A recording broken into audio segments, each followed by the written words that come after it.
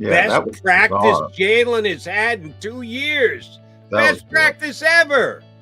That was football speak right there. You know what it was? We all kind of went, what are you talking about, dude?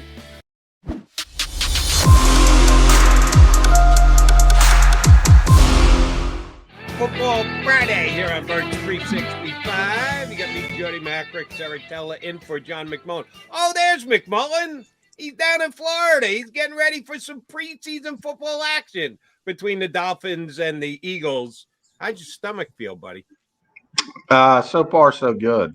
I'm crossing my fingers on that one because that would create an issue. Yeah. But so far, so good. What was the timeline yesterday as far as knowing that the joint practice was canceled, trying to get information on why and the Dolphins and how ill the players were or weren't? How'd that go yesterday?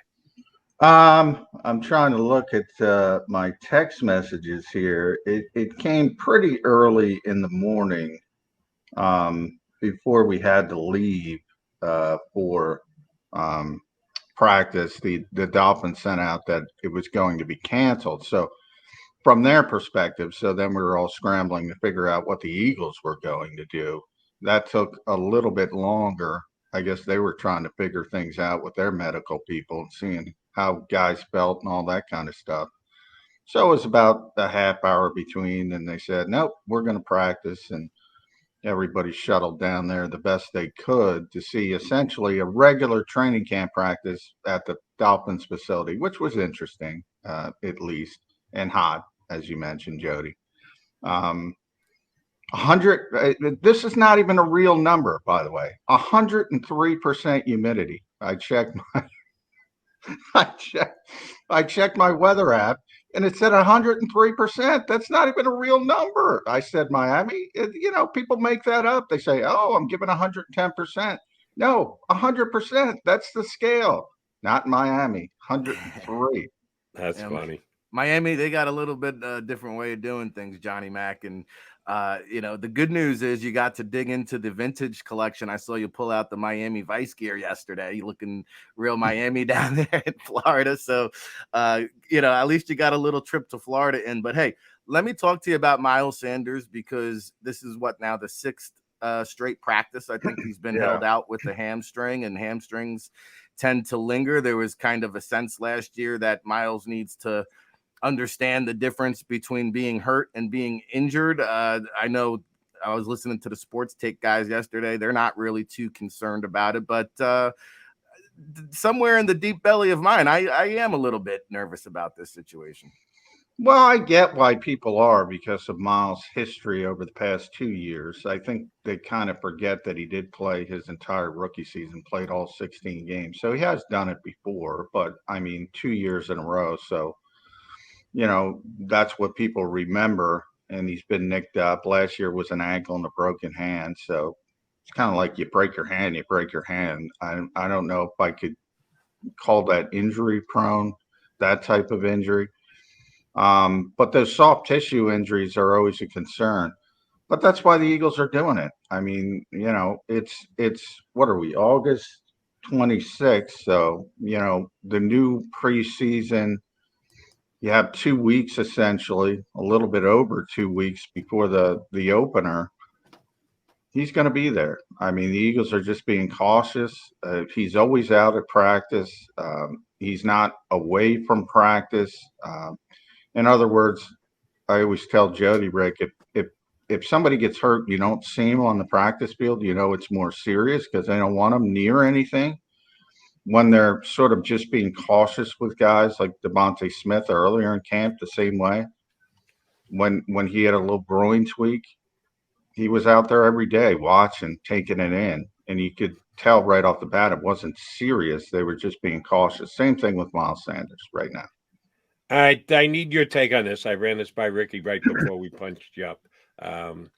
Yesterday, we found out, maybe at about the same time that we found out that the Dolphins were begging the joint practice that Tyron Smith was going to be out for months, multiple, with an S on the end. Devastating. on the offensive line for the Cowboys. If Jerry Jones were to call Howie Roseman, and I don't know if those two directly speak, but Jerry is the mover and shaker, the unofficial general manager of the Cowboys, and he offered the Eagles, and Howie knows what he's been offered. If he's at least listened on Andre Dillard, if he hasn't, shame on him. Don't know how actively he shopped him. We've shopped him pretty good here on Birds 365, or at least I have. You're a bigger Dillard fan than I am.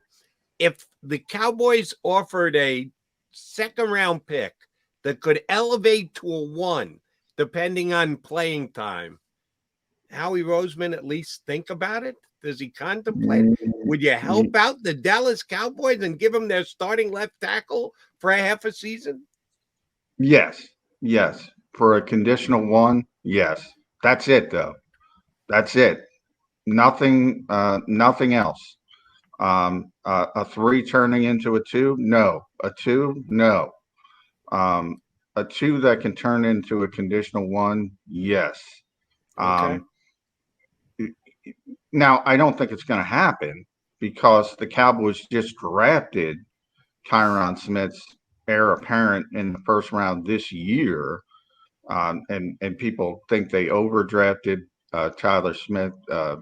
Rick can probably talk to that a little bit better than I. I just said that in the first segment, Johnny. You and I are on the same page. Yeah. He was an overdraft. Yeah, but that's who they picked to be the heir apparent. They were going to try to start him out at left guard, I guess. He was kind of losing that battle to get him on the field. That's probably the easiest route they can go. Just throw him into the deep end of the pool and see if he can swim a little bit. Eric Fisher's out there still. They can go that route. There are other routes. So I don't think the Cowboys are going to do it because they're not going to trade a first-round pick, essentially. Because if you put a condition on playing time with Dillard, he's going to be the starting left tackle. So if he plays, it's going to turn into a first-round pick. You just took a left tackle in the first round. You're not going to do that. So from the Cowboys' perspective, I don't think they're going to do that. I don't think they're going to panic.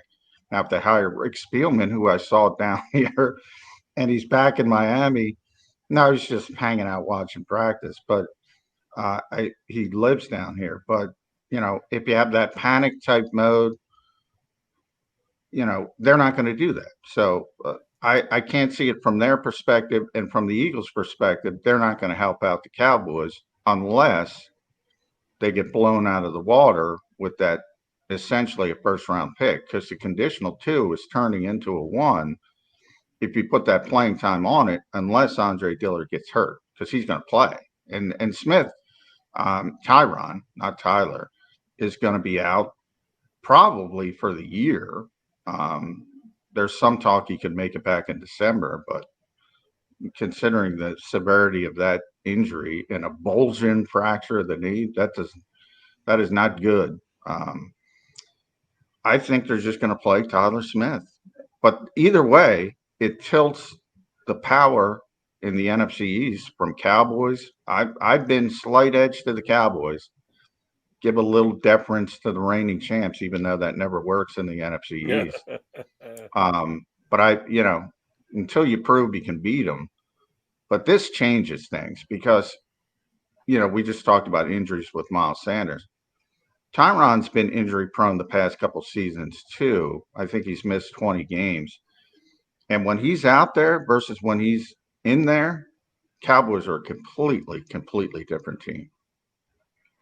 Well, I mean, you could state the same argument for the Eagles with Jason Kelce, except there's not as much panic, it seems like, around the Eagles organization because Cam Jurgens has played relatively well there, John. So with that being said, I mean, let's gauge the temperature on the starting guard positions because I haven't heard an update there. I mean, what are you seeing with Jurgens slated to start at center? How does the rest of this offensive line shape up for week 1, do you think? Well, Jason's going to be back. I mean, he's going to be back week 1. That's why the Eagles had him get the surgery when they did. That was sort of the deadline for him to make it back. Started 122 consecutive games. Unless they put a restraining belt on him, he's going to be out there raring to play. So Cam's, people have called him a luxury pick, and he is to a certain degree, unless somebody gets hurt. But they said the same thing about Landon Dickerson last year. And all of a sudden, you had a bunch of injuries, and he's out there playing. He's playing at a high level, and now he's a big part of this offensive line. So to start, the hope is Cam Jurgens doesn't have to play. Landon Dickerson got a maintenance day yesterday, so got a little banged up on Wednesday.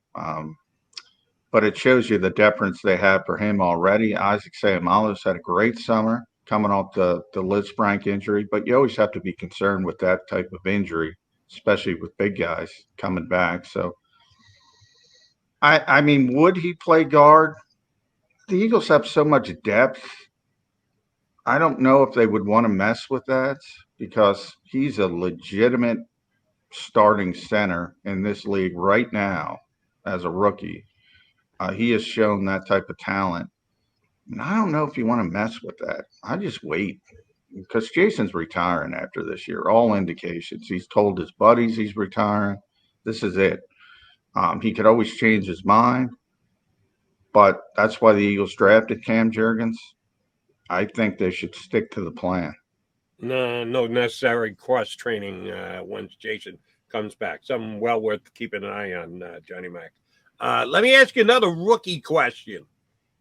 Grant Calcaterra returns. The return of Grant Calcaterra. It's been practicing last couple of days. Apparently made some nice catches in practice. Assuming he's going to play this weekend, how's he look for you? What's his roster status?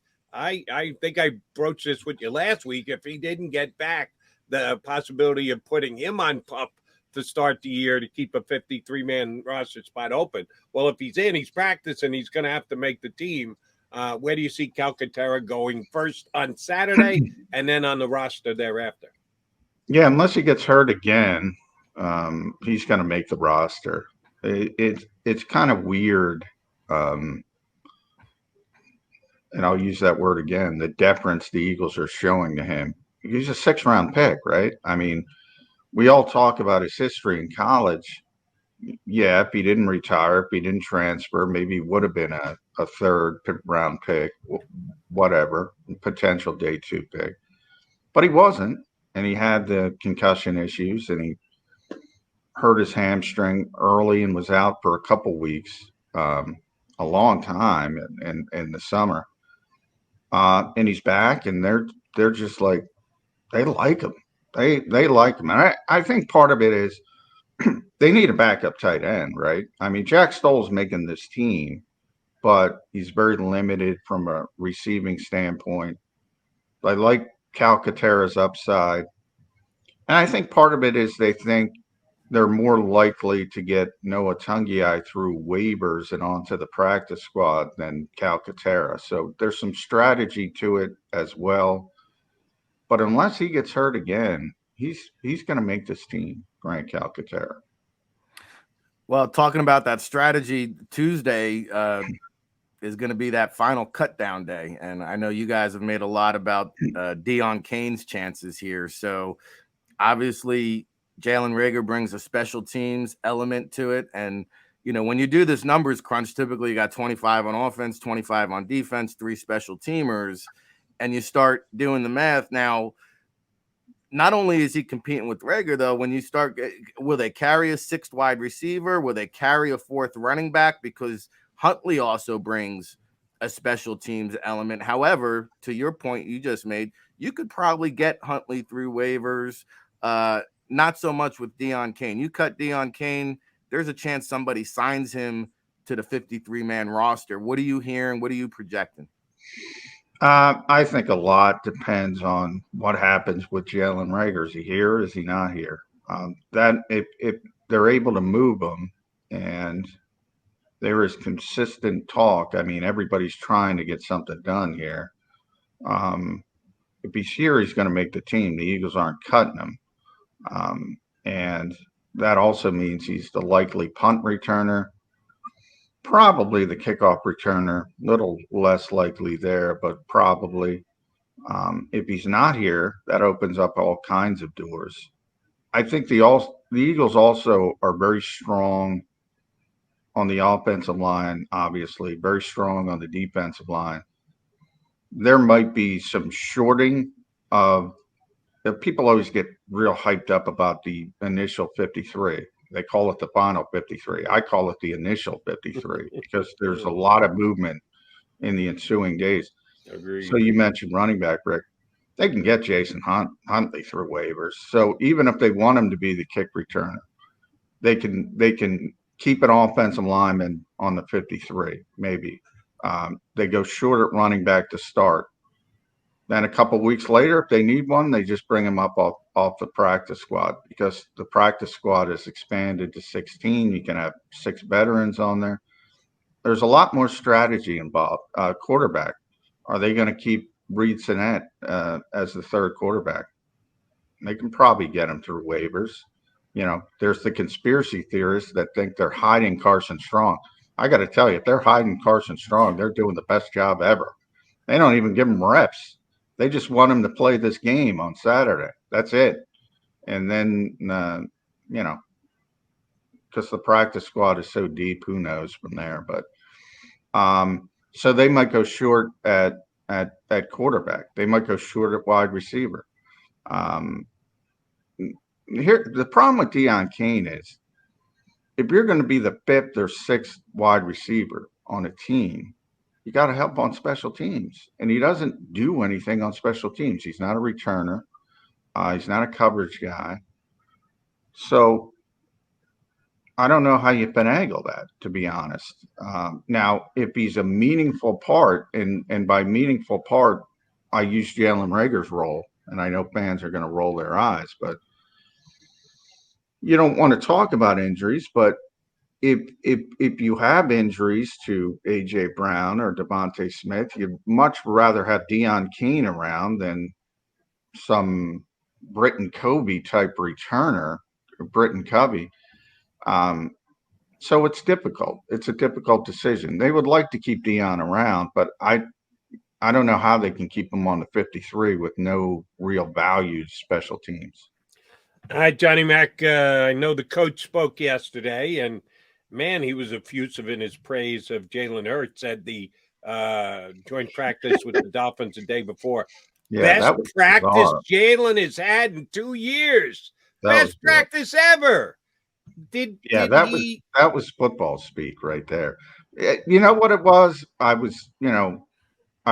We all kind of went, what are you talking about, dude? And then when I parsed through the transcript, and all right, it made a little bit more sense to me. I think he was talking from a coaching standpoint.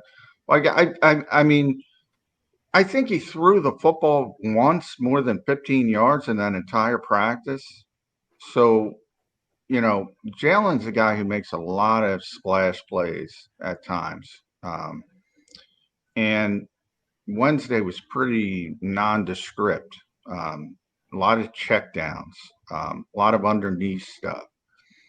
And if you go through Nick's transcript, he talks about decision making, talks about going to the right spot. So I think from a coaching standpoint, he was excited that, all right, Miami's taking this away, you check it down. And in the past, maybe he would try to force the football or try to do some things that he wouldn't want to do. And from a coaching standpoint, that was really exciting for Nick. But best practice ever, I mean, so from a technical standpoint of going where you're supposed to go with the football, maybe he had a good practice. From a splash standpoint, which is what fans like, and they want to see big plays. I mean, there was one big play, and that was Devontae Smith coming back for an underthrown ball, which wasn't even a good throw. So that's why we were all kind of looking at Nick like, what are you doing, buddy? The heat, it's hot here, but come on. The heat may have gotten to him, which, by the way, did he get around to issuing an opinion on Tua Tagovailoa? Because if that's the greatest practice Jalen Hurts has ever had, Tua must be ready for MVP status. Your boy had a field day throwing to Tyreek Hill. It was early. I got a couple minutes with JG before practice. He was upset with how the Eagles came out at first, and then he said they calmed down and everything was fine. But they were letting Tyreek run free. He was like a wild horse running in the range. I mean, there was nothing. They just had their zone, their cover two look and quarters. He's just running right through it. And Tua and Jalen Hurts, we always talk about they're so, we know from Alabama why they're connected, but they're also at the professional level. They're in the same spot of their careers. They've been given all these playmakers. They have, the Eagles have this great offensive line. The Dolphins finally addressed theirs with Teron Armstead and Connor Williams, and they're going to be better. They have good defenses on paper, at least. They're both in the same spot, and they both need to prove they could be longtime starters in their respective cities. And they're both very similar players. Like Tua is very effective when he's throwing to open receivers, and Tyreek Hill's running open. Very effective, very competent, throwing, slinging the football. And so is Jalen Hurts when A.J. Brown and Devontae Smith and Dallas Goedert are open. Very effective.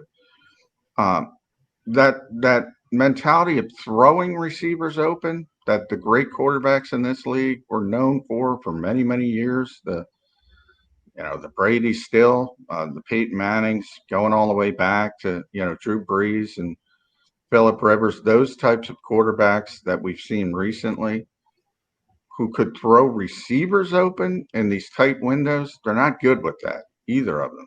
So it's going to be interesting to see which one can develop a little bit more when it comes to that aspect of the game.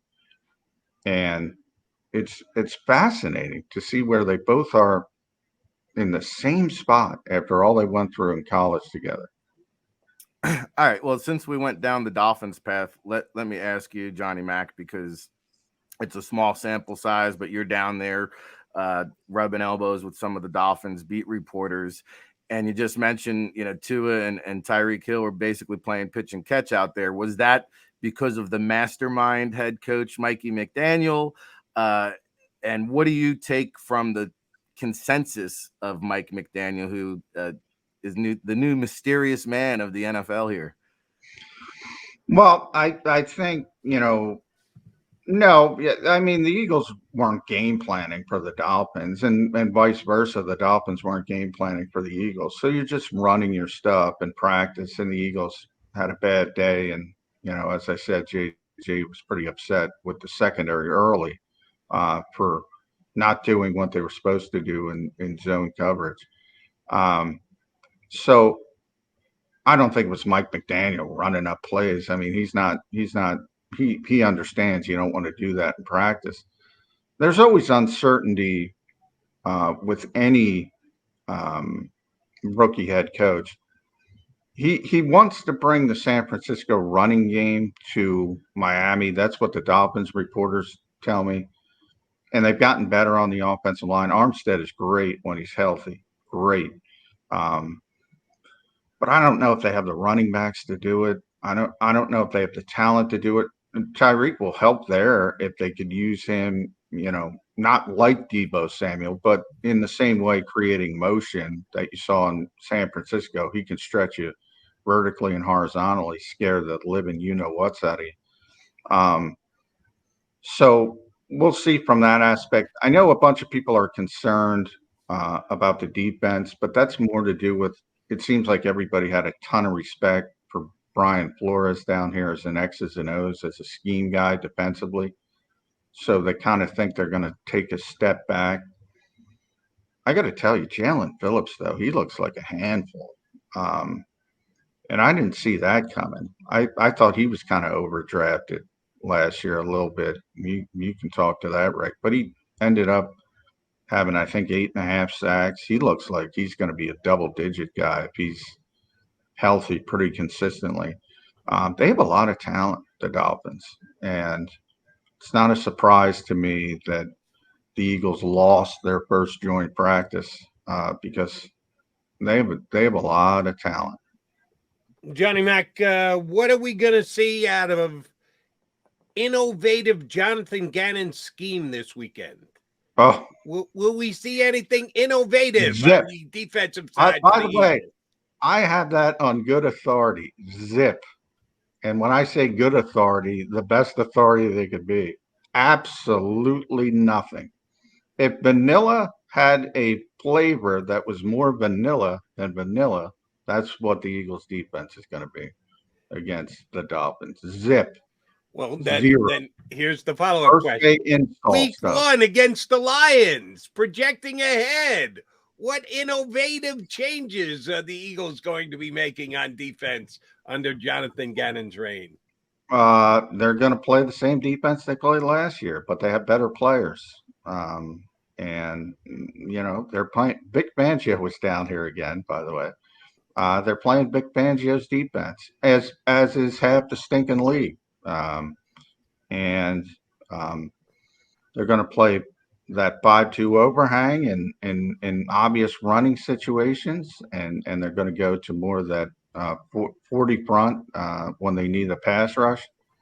They're going to play a lot of cover 2 looks to start, and they're going to spin it off to quarters coverage and everything Vic Fangio does. And they're trying to hold things to the last second to confuse the quarterback when it comes to coverage.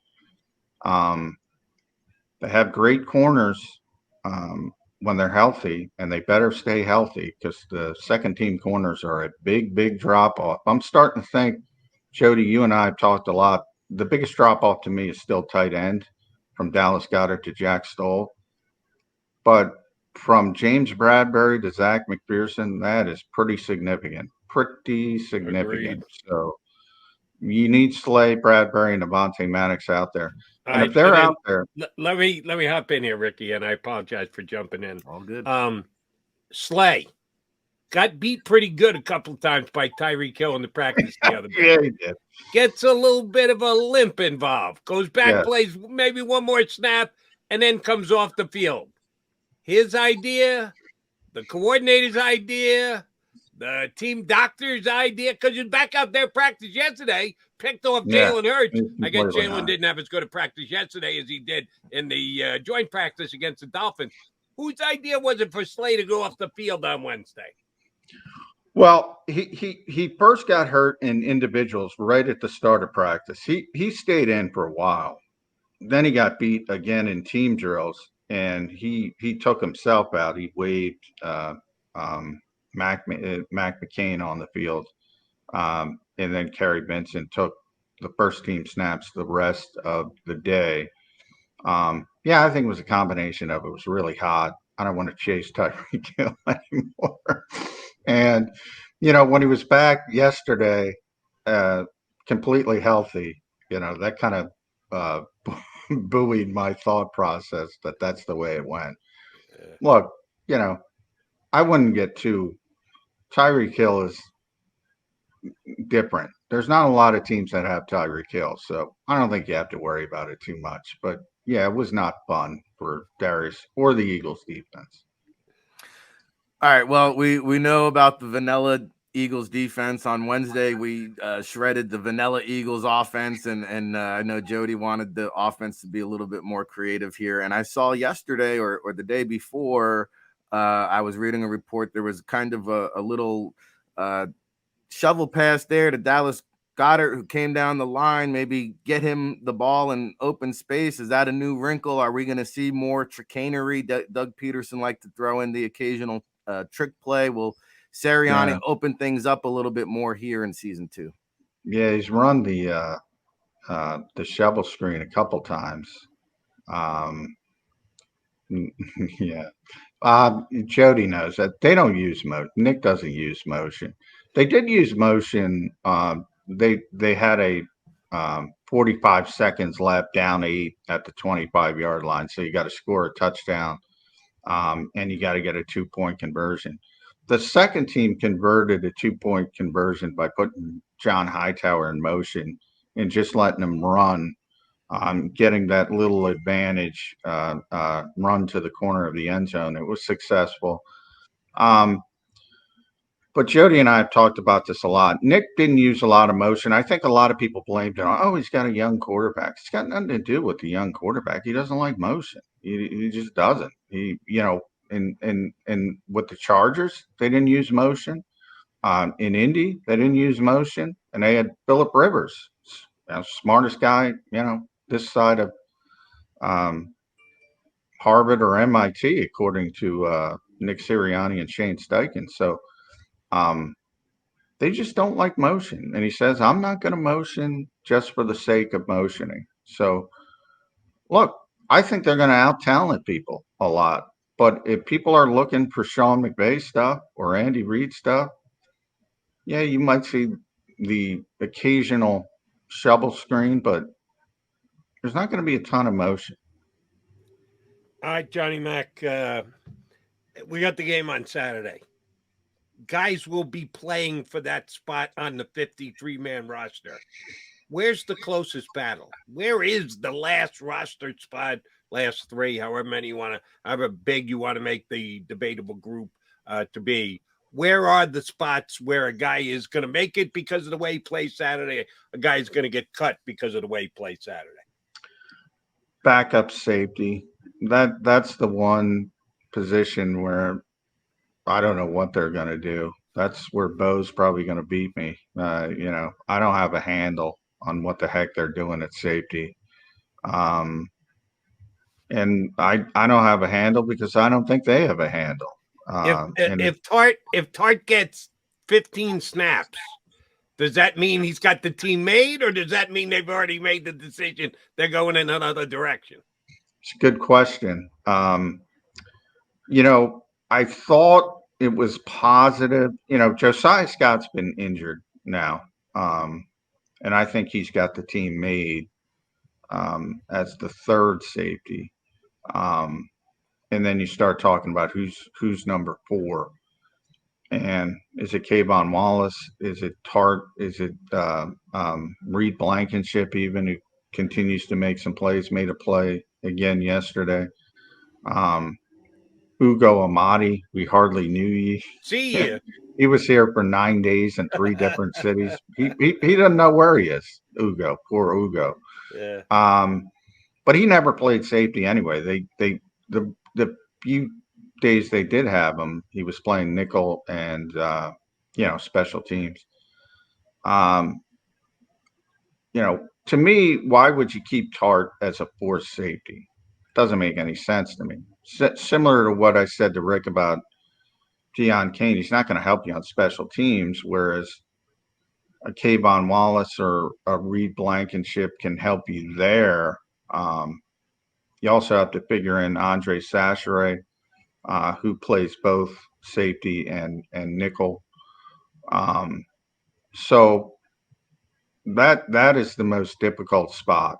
And could somebody like Reed Blankenship make the team? You know how they are with undrafted free agents. Look at who I found. Look at Reed Blankenship. Always one's going to make it. You know that. Now, I think that's going to be Josh Jobe. But, if you could even say, hey, look, I found 2 guys. And Josh is hurt as well. So things are getting a little bit more complicated in the secondary.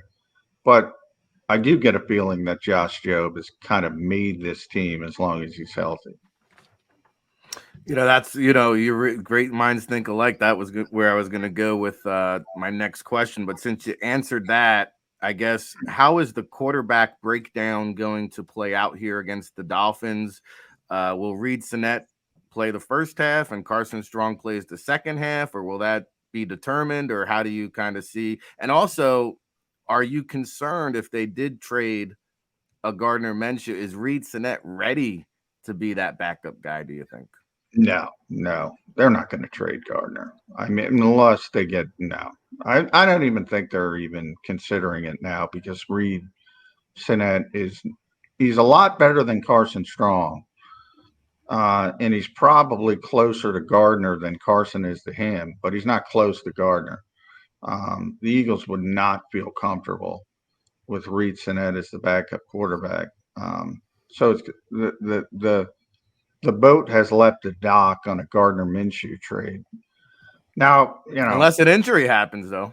Yeah, if an injury happens, somebody gets Rick Spielman desperate. I hate to pick on Rick, but I saw him this weekend. So, but I can't imagine anybody giving a second-round pick for Gardner Minshew. They'd have to seriously consider that. But even in that weird instance, but I don't know if they can do it. They think they're a significant contender, and they can't.